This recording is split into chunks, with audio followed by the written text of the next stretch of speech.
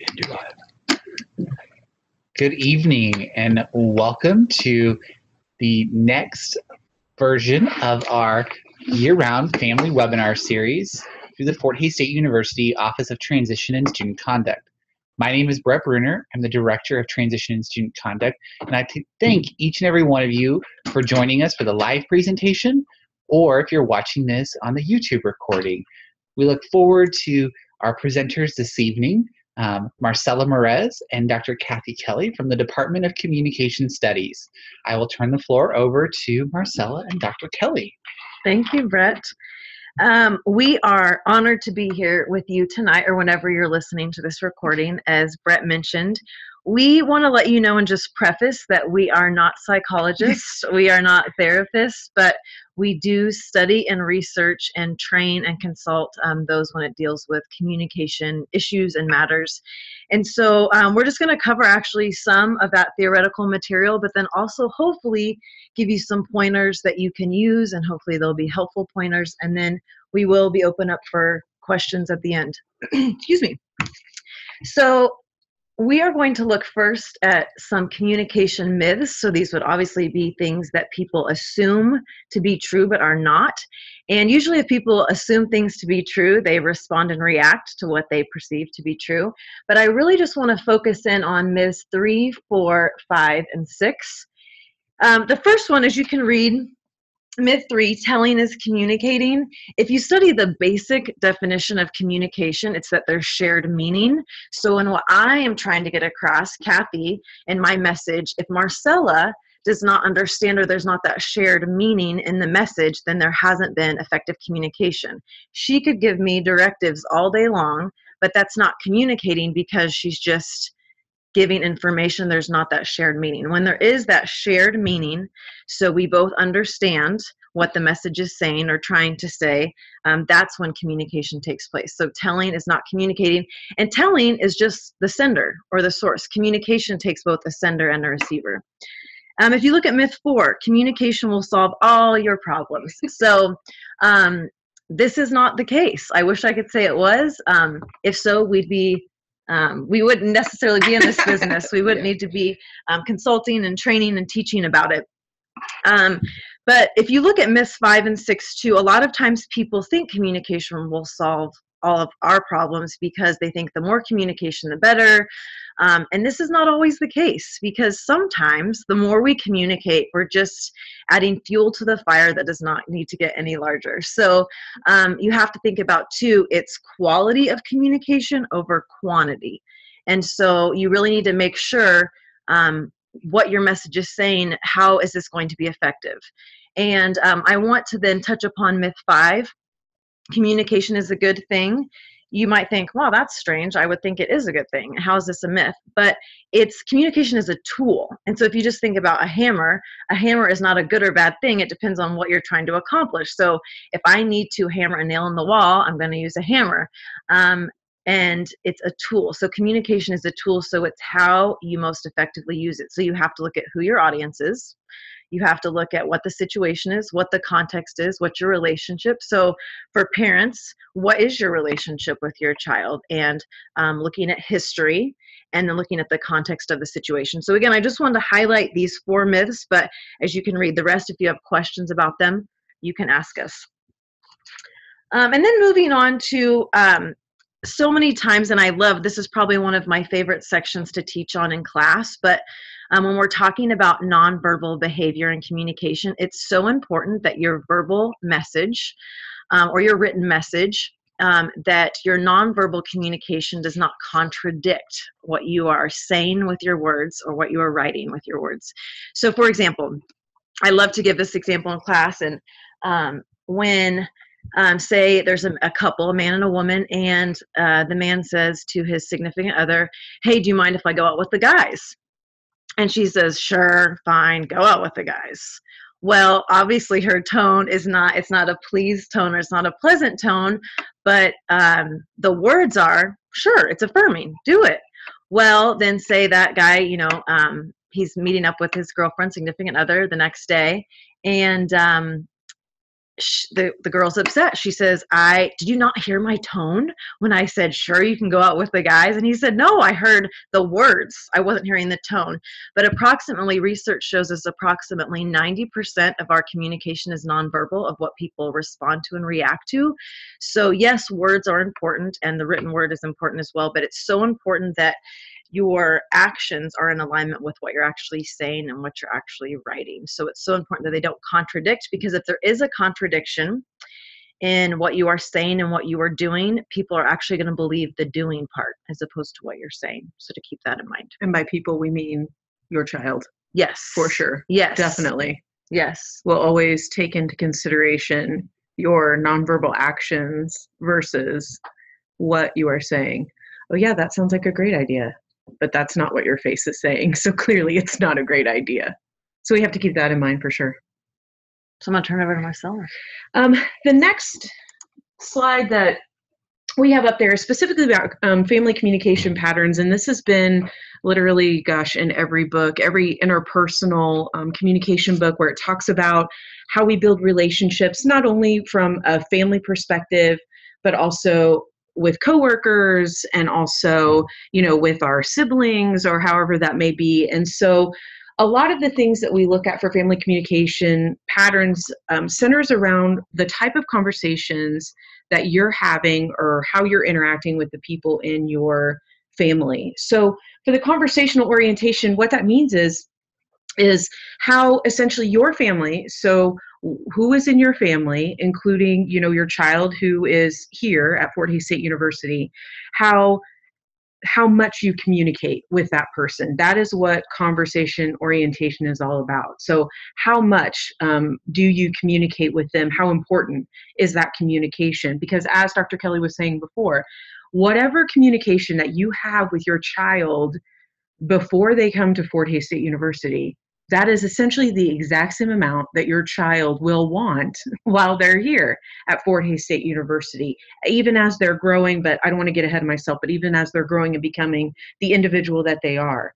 So then the second orientation that we think of, as a family, and even though you may not have known this before, but, what is the conformity? What are your attitudes? What are your values? What are your beliefs? So from a very young age, our families teach us the value system that we have. No, you shouldn't steal. Clearly, you shouldn't set something on fire. Well, just kind of some of those basic common sense things that are out there that we hope, that your children are, or that you hope that your children are bringing to school as well. So that conformity of values, attitudes, and beliefs. So with family communication patterns, what we look at specifically is how that conversation and how those values basically mix together and how that makes you the family unit that you are. And so there's a couple of different types of families, conversation and conformity, how those interact with one another. The first one is consensual, which is the family that is open, they share views, but the parent's view is always the number one view. They like to be open in their communication, and families can change over time. I would say for my own personal family with my parents, this is essentially how they operate. No matter what, and I am an older individual, my family view, my parents' view is still number one to me. It's still very important. Even if I go on trips anywhere, if I ask them to do anything for me, I know that my parents' view is number one. The second type of family that we have then are pluralistic families. Basically, these are the families that like to deal with conflict openly. This family does not have any secrets. And I would say, for my family, they also kind of blend into this one as well. Dr. Kelly and I, we know both of our families quite well, each other, so we can speak to each one of these in terms of how they relate to us. And then the third one that we have is protective families. So with this one, with protective families, these are families or family members that believe that children should obey them without question. And I think from maybe a new student that's coming to school, this is, clearly something that you want from your own child, that you want them to definitely think about all the values, all the belief system that you've put in them and carry that with them to school. But now that they're becoming an independent person, obviously they have to start making their own decisions and they can't just obey without question. And then the last type of is laissez-faire families. With this type of family, This is when parents believe that the child is 100% an individual, basically from the time that they can speak, walk, talk. They can make their own decisions. They are who they are. They're not going to step in and keep reminding them of their value system, etc. The main thing to remember here is that there isn't a wrong type of family, right? All of us have our conversational, we all have our conformity level, and it's all blended in there as we go along. But I think, and Dr. Kelly would say this too, that communication is all about an awareness. Just knowing what type of family that you are can certainly help the type of communication that you will have with your child while they're away at college. And that rolls us into listening. Yay! So we've talked about these different conversations that we can have and how nonverbal communication works, but none of that is actually going to mean anything unless we understand listening. Believe it or not, there is a 17-week course about listening for college students. It's an upper level division course. We also have it as an online course, which seems a little goofy, but basically if you understand understand it, you can, use it in your world. I would say up to the time when I started learning about this, I probably wasn't a great listener, mainly because I didn't understand the 5 types. I always thought that I should talk so people could hear what I was saying. As parents, I think that a lot of the times we forget that just because we are a parent doesn't mean that we are instantly a great listener. You don't get that badge of honor right away. Instead, you have to work at it. And this is why a lot of people don't know how to listen, because it is a lot of work. In fact, it's really exhausting. If you're not exhausted by the end of the day, then you may not be listening as well as you should be. So the first type are basically types that your children are using right now while we're at Fort Hays State University, while they're here, which is discriminative. That's the first one. This is when they're picking up on nonverbal cues. They're listening to people yelling their name across the quad. They're having study hour together. They're in the library together in their study rooms and just doing all those things. They're using discriminative listening. It's basically how someone says something, not necessarily what they're actually saying. So they're looking for tone, as Dr. Kelly was talking about, etc. The second type that your child is using here quite a bit, and that doesn't mean that you're not using discriminative, but the primary one that your child is using is probably comprehensive. Children are here in the education realm to learn. And so they're receiving a lot of information, a lot of new information about things that require memory usage, that require concentration, that requires a whole different academic language that they've never encountered before. They are listening to understand messages by their awesome teachers. They are also, using comprehensive in lectures, in classroom discussions, and even in daily conversations when they're trying to meet new people, understand who their roommate is, meet their brother or sister who lives off campus, whatever that may be. So your kids are using basically those top 2 types. So as a parent, what types are you going to use? You will actually start using, and primarily your child would like you to use, therapeutic listening, critical listening, and then of course appreciative listening. Now, with these 3, they don't seem as menacing, I guess, is kind of what their words say. But with therapeutic, this is listening with empathy. And empathy is basically taking the focus off yourself. That's a tough one, because as humans, we all want to, we think about who we are, but we also have to think about the other person that's trying to talk to us. So if your child says something that you may not find favorable, you can't just stop the conversation there. You'll want to, but to really communicate with your child, you'll want to be empathetic to what they're telling you and to listen to them, because they need you as a sounding board. This is what therapy or therapeutic listening is all about. It's important to pay attention in therapeutic listening. You can't multitask. You shouldn't be on your phone. You shouldn't be on the computer. You shouldn't be driving in your car. And unfortunately, in this technology-driven world and a fast-paced world that we live in, that's certainly something that we all have to work at not doing. That's such a tough thing. Another type of listening that we have for parents is essentially critical listening. This is, and Dr. Kelly said and alluded to at the very beginning, we're not therapists, we are not psychologists, but you know your child. You know if their voice is wavering. I'm working in my doctorate program right now. I talked to my mother the other night on the phone. I'm going to start doing it right now, so I apologize. But she asked me if there's anything wrong. And I said, I'm just really stressed out. And she goes, I can hear it in your voice. And I think that's a really perfect example of, I'm trying to keep it together, of critical thinking, because she's analyzing the information that she's telling me because she doesn't understand what I do or what my doctorate's about, but she's trying to understand it and then also utilize it to say, have you taken the dogs out for a walk today? Have you done this, to really kind of manage my own stress level? And so that's something that you can do for your own kids, is really to cut through verbally what they're saying and get to the tone, because that makes all the difference in the world. The last one that we have is appreciative listening. And then I'll be quiet so Dr. Kelly can talk for a while.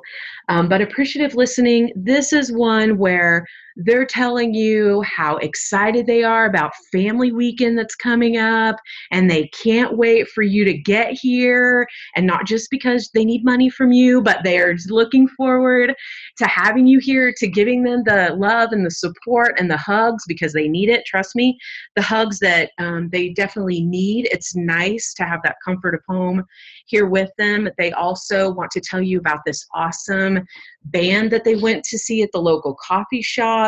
They want to tell you about this really cool performing or this artist that they walked through the Moss Thorns Art Gallery and took a look at. They're talking about things that they're learning, from their different classes. They are so excited about life right now because they are becoming the individual that they're becoming, that they certainly want you all to hear about that as well. And so just listening to them and not, interrupting or, making, saying comments like, oh, that's awesome. Do you think you're going to go back there again? And how, what are you going to do? That this is also a great gateway into, figuring out what questions that you could possibly talk to them about, or different things. But we'll talk about different question or conversation starters here in a second. So thank you, soon to be Dr. Mariz, too.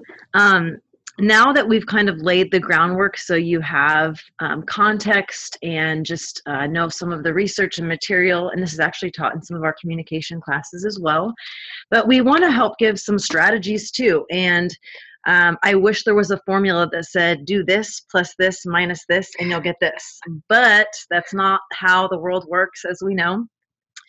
And as Marcella mentioned too, and this all ties in together, that's why it's included in this presentation, that it's so important, and we're going to talk about this a little bit later as we wrap up, but to be consistent. So in the sense of, if you've had a communication pattern with your child or children, and then they go off to college, it probably won't change. I don't think your child's expecting it to change. So to keep that in mind, and to also be as realistic as possible with yourself about, this is how we communicate. And there's no right or wrong way per se, but you could always incorporate things to help make it more effective. But it's okay just to make an assessment, self-assessment of, this is how we communicate, and this is how we have been, and this is how we are communicating. And there's really no right or wrong way, but there are different strategies we can use to make it the most effective. So we're going to discuss some, give a few examples. But if you see here on the slide, as far as maintenance strategies, so in tying in what Marcella talked about in listening, that, and remembering back with the myths that we talked about, that if you are listening to your child, whether that be on the phone or in person, if you see them, these are some things that you can incorporate to or say. So the first one is just being positive and not being fake or phony, because your children will see right through that. And I always joke and say, I'm not an actress, so you can tell when I'm telling the truth or not. But maybe you help them and guide them in the conversation of the silver lining, finding the silver lining, trying to be hopeful. And because you know what, life is hard, and we face situations and circumstances that are hard. So, but always trying to refocus them on, this is making you a stronger person, and to keep in mind though that it all will work out in the end. But just making sure that you are true to yourself as the parent, but trying to be as positive as possible or hopeful. Think about being hopeful. Yes, I know some people would say, I need to be realistic. Well, yes, but maybe your child just needs that voice of, it's all going to be okay. Right. And that goes to assurances as well. And again, be true to yourself though, because when we say positivity, your children will know, just as Marcella was talking about too, that be true to yourself, because people can tell when you're being fake. And obviously your child, that if you've spent the majority of their lifetime with them, they'll know. They'll be like, Mom, Dad, what's going on? This is not you. The second one is openness. And this is, again, just being consistent with your child in the way in which you communicate and being there for them, being a reliable source that they know that you will be there, whether it's through social media, which we'll talk about in a second, or texting, or actually talking on the phone.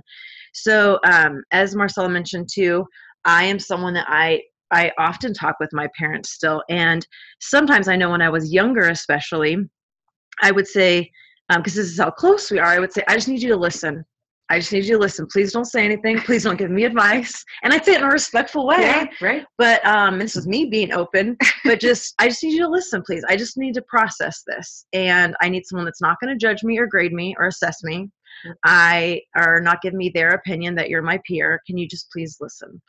And so I think you just being open with them. And again, though, every situation is different. So maybe it doesn't call for you to be open about everything when your child calls you about something, but just being consistent would be the main thing in order that trust can be built. And when I think about building trust, I think about that reliability, that they can rely on you to be there for them. And if that's not been something in the past, a past pattern, then they're probably not going to expect that for the current or future. So to also keep that in mind. The third one, and you can see how these are all related to, but is just to assure and reassure your child. So making sure, again, being true to who you are and how you would communicate with them, but try to remind them how valuable they are and how unique they are. And so even if you do not get a response from them saying, I love you, you're great, don't worry about it. Like if they wanted an A and they got a C, say, you know what?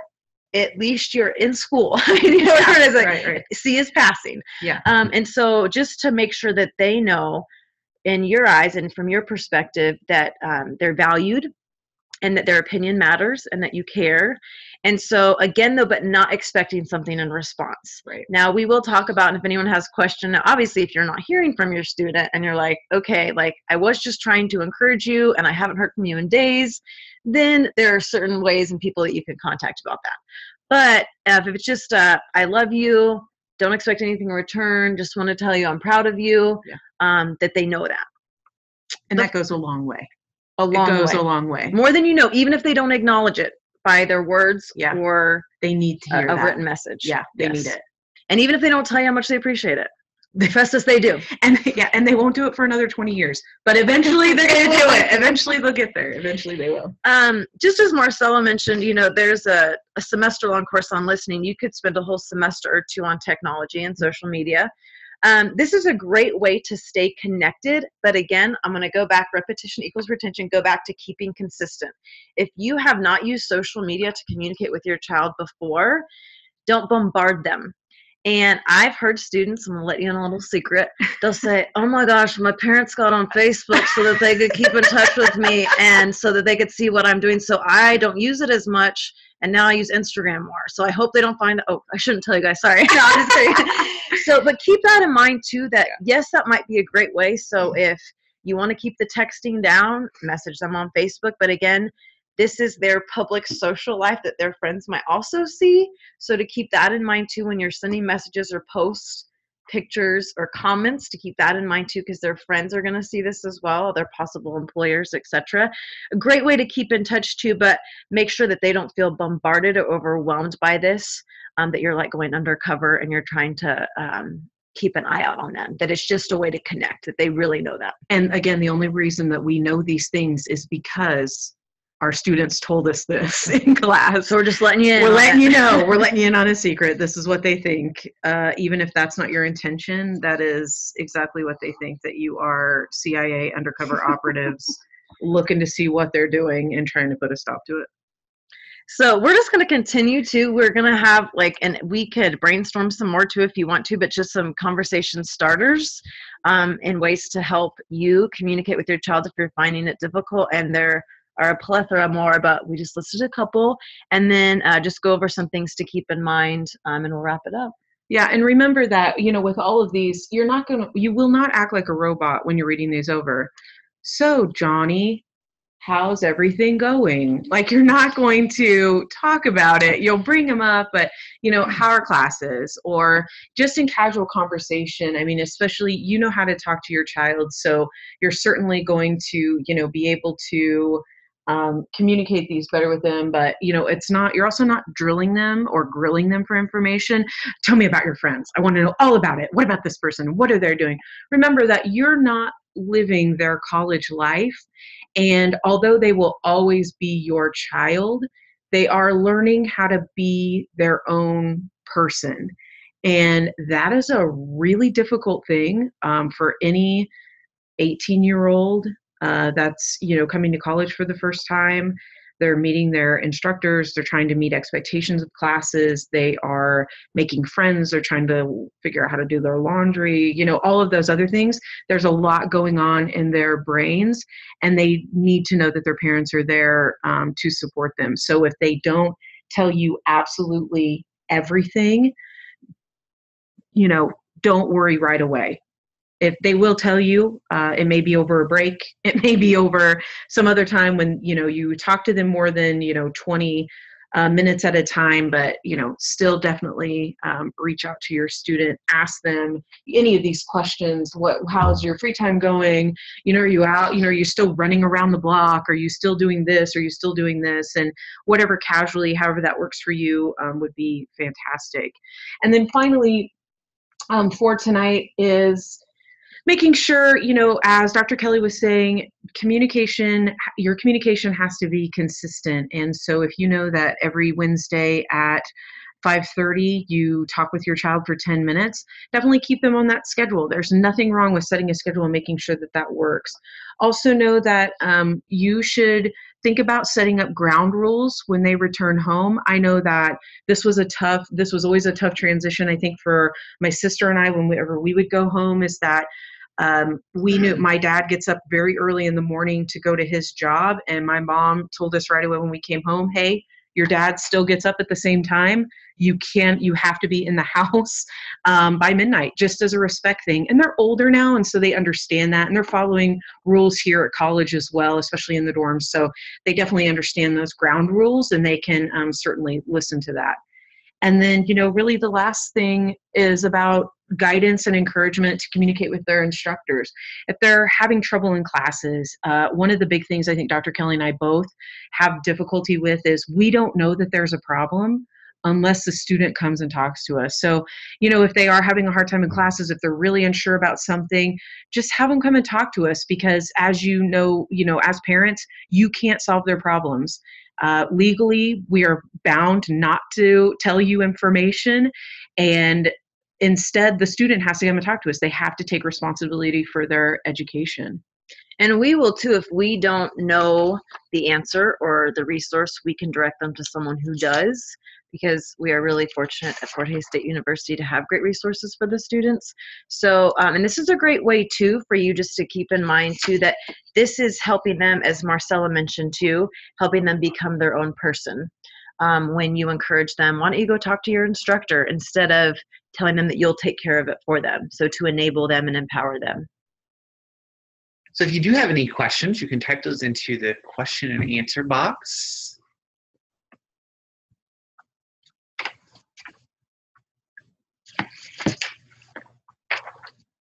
So we do have one question that's come in.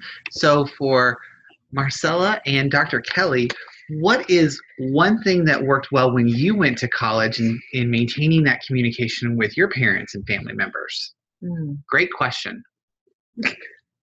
Great question. I will say, and this is going to age me, we did not have Facebook, and I had I think it was my senior year of high school, that I got my first cell phone. So, you know what? I would say, going back to that consistency, I was very open with my parents. As Marcel mentioned, she is with her family as well. So we maintained that. But at the same time, my parents knew that if I didn't talk to them as much during the week, and they could hear in my tone that I was having a good time, they weren't as concerned, because even though the frequency and the quantity was not as much, they knew that I was enjoying myself and I was getting involved and I was plugged in and I was hanging out with my friends or studying. Wink, wink. No, I'm just kidding. Yeah. So I think too, though, they knew me well because we had developed that relationship, my parents first and then my friends.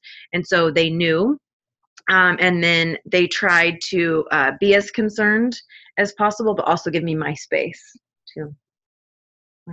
And I say for my parents, my mother, I swear, remember the family that I came from, if she did not hear from me in, I would say, 4 or 5 days, my parents only lived about an hour away, and you can bet that she would drive down and she would find me. I am not saying that any of you should do that, but she would also call my friends and she would say, hey, have you heard? Because mainly it was just more of she was worried about my health and safety. She was worried, where, I was a television major and we spent 24 hours a day in a studio, and we would honestly forget what day it was. We would just literally be so busy doing radio shows or doing television, that we would forget that, and then we'd all send reminders to each other. Hey, have you talked to your mom today? Hey, have you talked to your dad today? Hey, have you talked to your brother? Whatever. And I think it got better after that first, 4 or 5 weeks, that definitely. But she told me right away when I went, she would drive down and come and find me if I did not speak to her. So, but again, that is all about that protective family. That's exactly what they do. So yeah, that's really, that's how they handle the communication. I think that as long as you set up the rules, the guidelines, you'll be good. You'll be okay. Do we have any other questions?